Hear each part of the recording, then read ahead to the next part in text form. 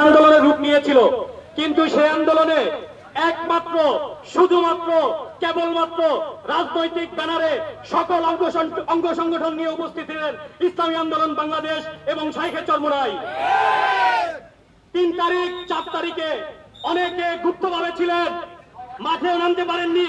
জুলাই আন্দোলনের পরে তারা সবচেয়ে বড় জুলাই যোদ্ধা।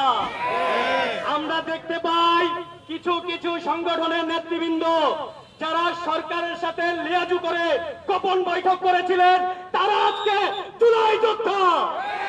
আর যে ইসলামী আন্দোলন বাংলাদেশ রক্ত ঝরিয়েছে, শাইখে চরমোনাই 144 ধারা জারি ভেঙে গণভবন মুখে আন্দোলন করেছে, সেই শাইখে চরমোনাইকে তারা দালাল বলে কটূক্তি করে। সংগ্রামী সাথী ও বন্ধুগণ, 1 বছর আগে যারা ঘরে থাকতে পারেনি, 2 বছর আগে যারা ঘরে থাকতে পারেনি, আজকে তারা সেই স্বৈরাচারের মতো আচরণ শুরু করেছে। নির্ভীককে নির্বিচারে পাখির মতো গুলি করে নিরীহ জনতাকে হত্যা করছে। আমরা আজকের সমাবেশ থেকে সুস্পষ্ট ঘোষণা দিতে চাই, যদি স্বৈরাচারী আচরণ বর্তমান সরকার করে থাকে,